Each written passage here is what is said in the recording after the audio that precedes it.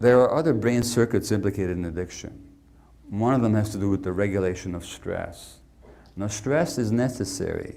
Stress, it's not a bad word, stress. Stress just means a response in the body to a threat.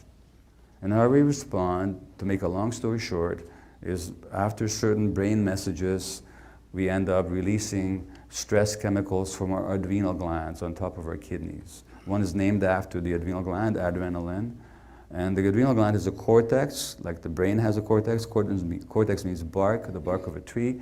And so the cortex releases a hormone named after it called cortisol.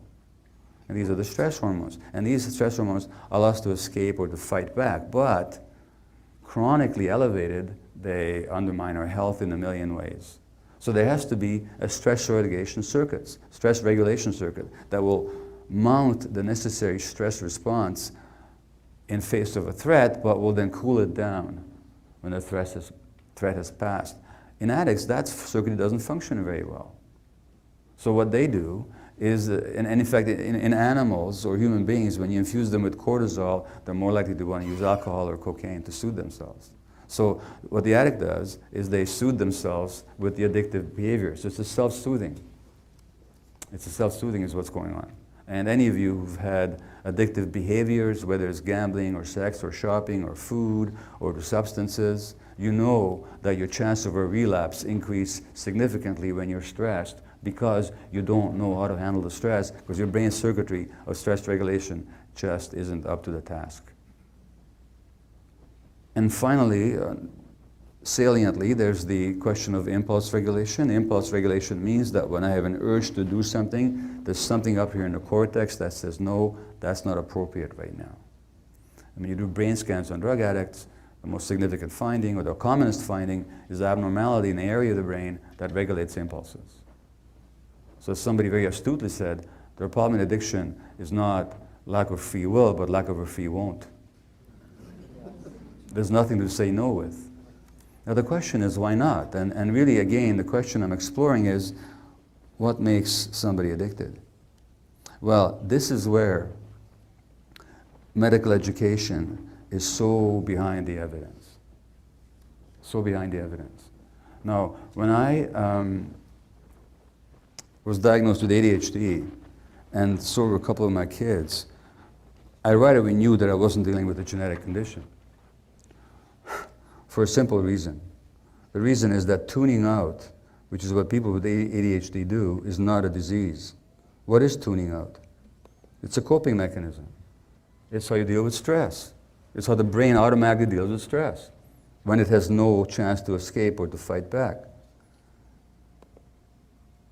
So 12 years ago, Harvard probably finally caught up with me. And here's an article from the Harvard Center on the Developing Child. And this appeared in the Journal of Pediatrics, which is the significant pediatric journal in North America. And they say, growing scientific evidence demonstrates that the social and physical environments that threaten human development because of scarcity or stress or instability may lead to short-term physiologic and psychological adjustments that are necessary for immediate survival and adaptation, but which may come at a significant cost to long-term outcomes in learning, behavior, health, and longevity. And what they're saying is that when people are stressed early in life, they will adapt to that stress, and those adaptations help them endure and survive the immediate situation, but will cost them in the long term in terms of behavior, health, and even their life expectancy. So my intuition was that ADHD is one of these conditions which is in response to stress, and people tune out, and so on. What I didn't know, and I had to come to Seattle to find out, and I found out only by accident, because I went to a party, and I met a psychologist there who said she was coming to Seattle to hear lectures. Here, I think held at the University of Seattle campus, now that I think of it, by two leading figures in brain developmental studies. One is Dr. Dan Siegel from UCLA, and the other was the psychologist Alan Shore, also from UCLA then. And that's when the scales fell from my eyes, because they pointed out over 2 days of lectures that the human brain actually develops an interaction with the environment. So that which circuits develop and which do not has a lot to do with the early environment. So the environment is what shapes the physiology of the brain. And this Harvard article, which sums up all that information very beautifully, says, and I'll just quote briefly from their summation of this, the architecture of the brain is constructed through an ongoing process that begins before birth, in the uterus in other words, continues into adulthood and establishes either a sturdy or a fragile foundation for all the health, learning, and behavior that follow. Then they go on to say, the interaction of genes and experiences literally shape the circuitry of the developing brain and is critically influenced by the mutual responsiveness of adult-child relationships, particularly in the early childhood years. So the key factor shaping human brain development turns out to be the quality of human relationships. And as Dan Siegel says, human connections make neuronal connections, make nerve connections in the brain. Which validated my intuition about ADHD, that actually what's going on here is that it's a response to stress, and it's a response to stress when the child is helpless and can't escape or fight back, therefore tunes out. And at such a time, when every second millions of connections are being made, the tune-out becomes programmed into the brain. And the dopamine circuits don't develop. If you take infant monkeys and you measure their dopamine levels, and you separate them from their mothers, and you measure their dopamine levels again a few days later, the dopamine levels fall significantly. And it was here in Seattle at the University of Washington where they did electroencephalograms on the brains of 6-month-old infants with mothers who had postpartum depression. And they compared them to the EEGs, the electrical activity of the brains of infants of 6 months of age whose mothers were not depressed. And they found that they could tell from the EEG of the child whose mother was depressed and whose wasn't. In other words, the electrical wiring of the brain is shaped by the quality of mutual responsiveness of parent-child relationships. And so you can't look for the answer in the individual brain. You have to look at what's the environment that shaped that brain. Here's a quote by a very great icon psychologist, but also spiritual leader, teacher. He says, the child is very open and can feel the pain and suffering going on in its immediate environment. The child is aware of his own body and can also feel the tension, rigidity, and pain in the body of the mother or of anyone else he is with. If the mother is suffering, the baby suffers too. The pain never gets discharged. The organism never develops the confidence that it can regulate itself, that things will happen the way they should. And that sums up the experience of a lot of people, and particularly people with mental health issues, addiction issues, and behavioral issues, and way beyond that as well. Now, why is the human brain so susceptible? Well, that's just straight evolutionary logic. You know, a horse can run on the first day of life. We can't do that for 18 to 24 months, which is to say that the horse is 1.5 to 2 years in advance of us when it comes to brain development. And that's for a very simple reason. What distinguishes us from other animals is actually the large size of our brains, particularly the forebrain.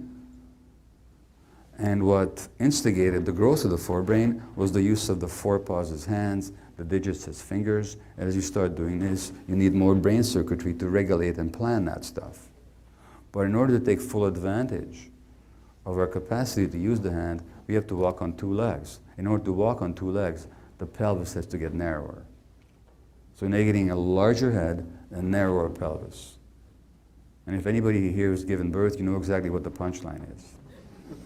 The punchline is already at birth, the head is the biggest part of the body. If it was any bigger, we wouldn't get born, which means we have to get out of there prematurely, which means that most of our development has to occur after birth. And again, which circuits develop and which do not depends on the environmental input.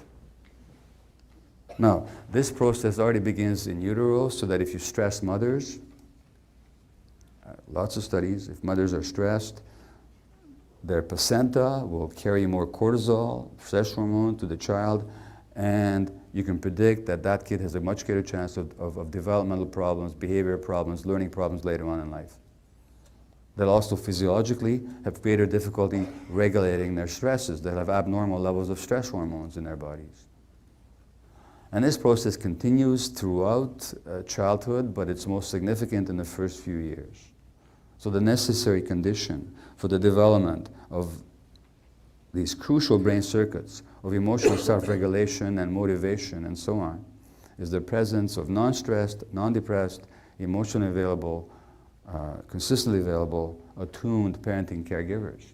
Now, what do we actually find when we actually look at the lives of people who are drug addicted, significantly so?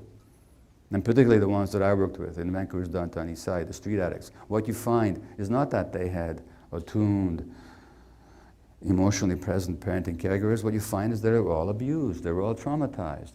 In 12 years, I met not a single woman who had not been sexually abused in childhood. Not one, not even by accident, as were many of the men, by the way, or abused in other ways. And if that were only my individual impression, you might say it's either a bleep of some kind, or I'm attracting those kind of people into my practice. I don't know what you might say. But that's also what the large-scale epidemiological studies show here in the United States. Thousands and thousands of people have been studied. Now, these studies came out of, actually, the concern about obesity. These doctors were working in the Kaiser Permanente system in California, San Diego. They were working with, at an obesity clinic, found they could help people lose weight, but found they couldn't help people keep off the weight. And finally, they did something quite radical for a medical doctor. They listened to their patients. And I love knocking my profession, you know. and it's not universally true what I'm saying, but unfortunately it's rather true, generally speaking, for a whole lot of reasons that have nothing to do with the good intentions of the physicians. But the point is that what they found out is these people have been traumatized.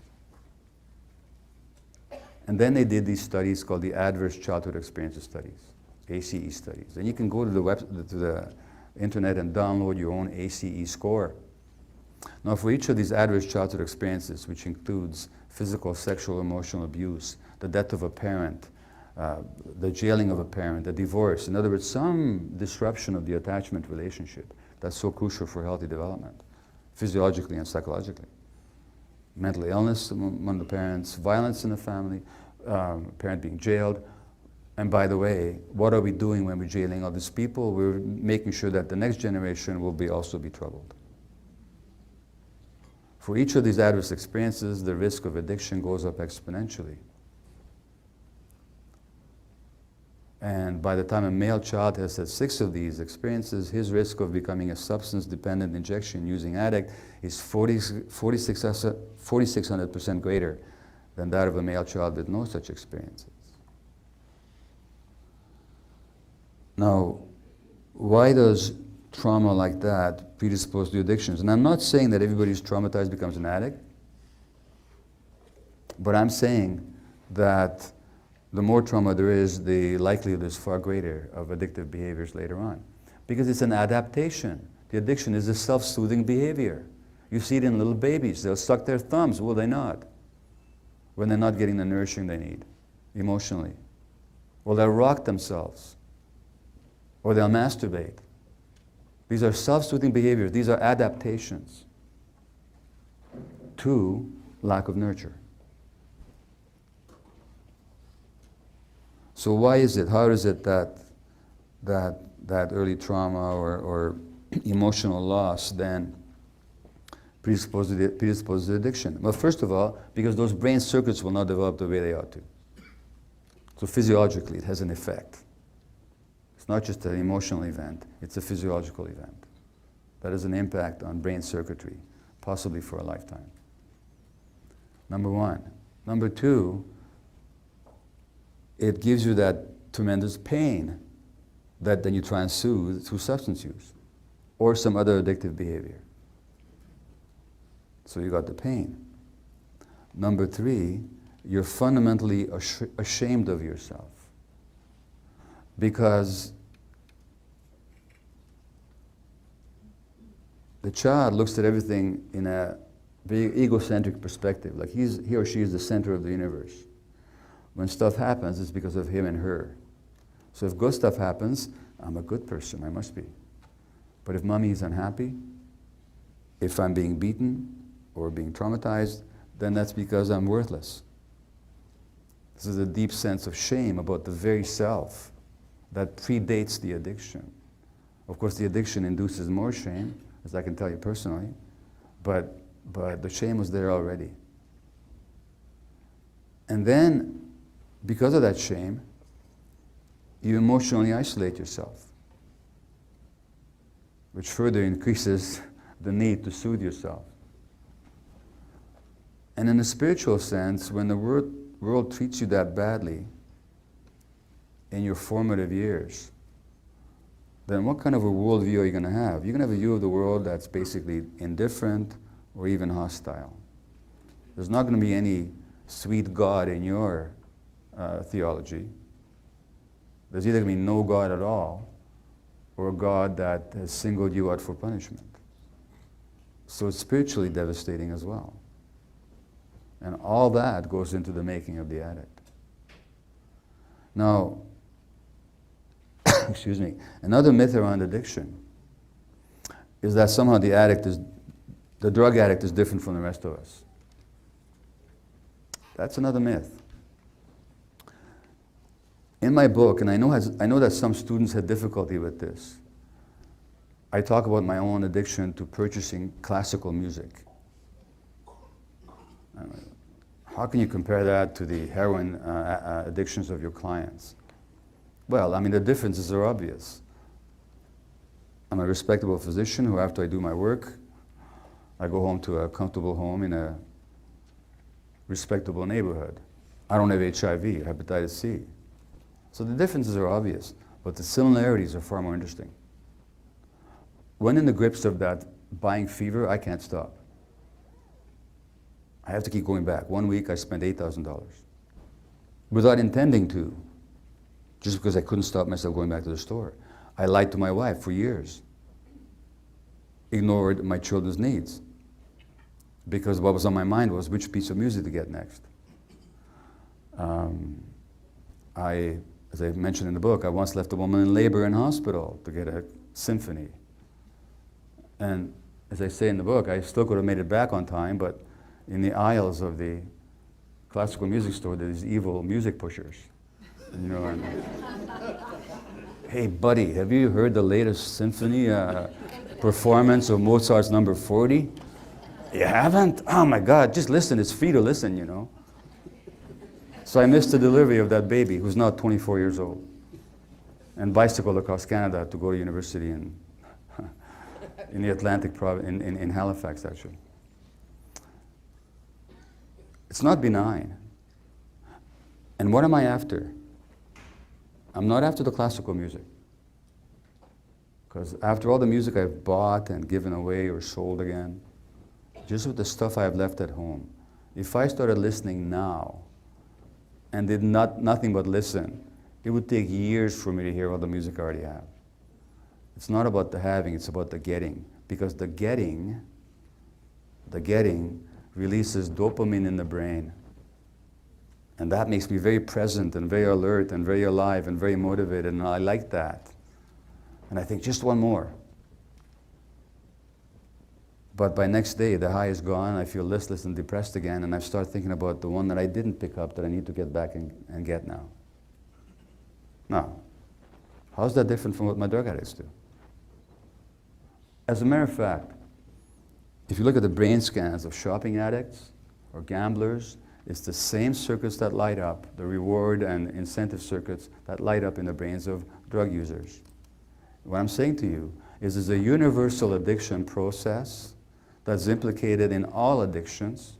And addiction, from my perspective, and I may have said it before, but any behavior that you crave, that gives you temporary pleasure, temporary relief, but which you continue to participate in despite long-term negative consequences. That's what an addiction is. Clearly, addiction goes way beyond substances, and the brain circuitry is the same. Doesn't matter what the target is, whether it's internet or pornography or sex or gambling or drugs, it's the same brain circuits involved, it's the same emotional dynamics, it's the same spiritual emptiness, that same hungry ghost phenomena that drives you to keep looking to the outside for something. And addictions are always about trying to complete yourself from the outside, even temporarily. Now, unfortunately, every time you do that, you also wound yourself. Because every time you do that, what you're really saying to yourself is, I'm not enough, further reinforcing your worthlessness. But it's not that the drug addict is any different from anybody else. That just happened to be their particular route. And then when you ask about the legal question, well, that's just a whole other nightmare. Because there's absolutely no science, logic, or humanity behind the drug laws. There's absolutely no reason why heroin should be illegal and tobacco should not be. Tobacco is far more dangerous to your health, unless you overdose. Alcohol does far more damage to the body and the organs and the brain than heroin will. Now, this is a shocking fact, but it's simple science. So, by what logic did we decide that this is going to be illegal and be punished by draconian punishments, and people will sit in jail if they've been caught in possession of marijuana 3 times, 3 strikes, then you're out? And you're going to be in jail for the rest of your life? Whereas you can advertise alcohol in Super Bowl and people can go out drinking and, and that's perfectly legal? What sense are we actually making? So the whole issue of drug addiction is beset by mythology. Now let me come back to the social question. So here's a quote from, let me read you a couple of quotes.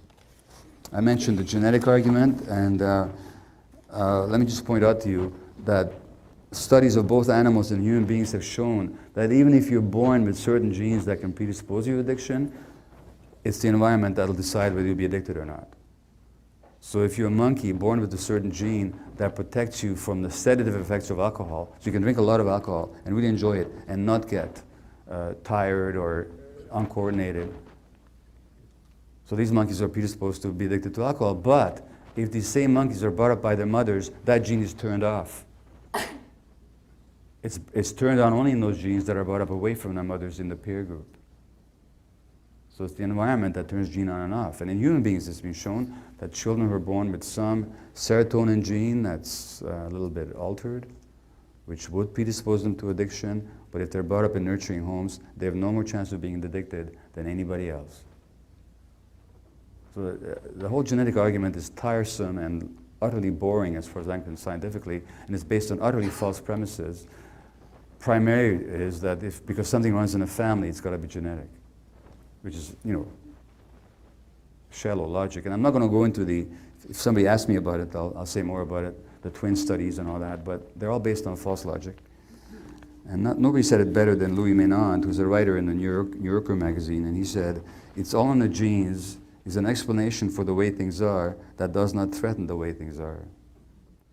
Why should anyone feel unhappy or engage in antisocial behavior when that person is living in the freest and most prosperous nation on earth? It can't be the system. There must be a flaw in the wiring somewhere. Now, if you actually look at the system, there's another quote I'd like to offer you. This is by Hubert Selby Jr., who's an American author who died some years ago, but in his preface for his wonderful addiction novel, Requiem for a Dream, which is also a great movie, by the way. It's the most harrowing addiction film you'll ever see. Ellen Burstyn, just magnificent in it, and Julia Roberts got the Academy Award for Pretty Woman that year.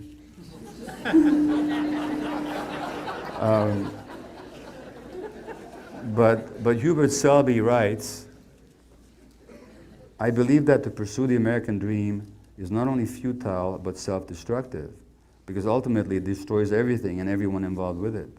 By definition, it must, because it nurtures everything except those things that are important. Integrity, ethics, truth, our very heart and soul.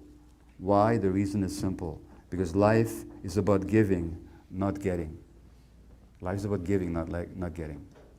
So as soon as you buy into that ethic of materialism, our next book, just what to write it, it's going to be called Toxic Culture. As soon as you buy into that, you're isolating yourself from your true nature and from social connection. And you're setting yourself against everybody else. Well, that itself is destructive. And how that shows up, we can clearly see by the examples of the Aboriginal population. So I raised the issue that they had these substances, they weren't addicted. Well, 3 years ago, I was leading a healing ceremony with an Indian band in their longhouse in British Columbia,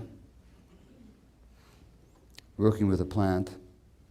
And there was a 54-year-old Native woman there who said she'd been addicted since she was 9 years old. Now, I'll call her Carly. Carly was taken away from her parents and sent to residential school. Residential school were these institutions where for about 100 years or more, Native children were torn from the arms of their parents very early, and they were sent to these religious-run residential schools where they would educate the Indian out of the Indian. So Carly gets to the residential school, she's 4 years old. This is in British Columbia, by the way, in the early 1960s. We're not talking ancient history here. She speaks her tribal language. That's a no-no. You're not supposed to do that. The teacher, in his or her infinite Christian mercy, deals with this by sticking a pin in the child's tongue. And Carly sits there for a whole hour, not being able to put her tongue back in her mouth, because if she did, she would cut her lips. And I've heard so many of those stories. So many of those stories.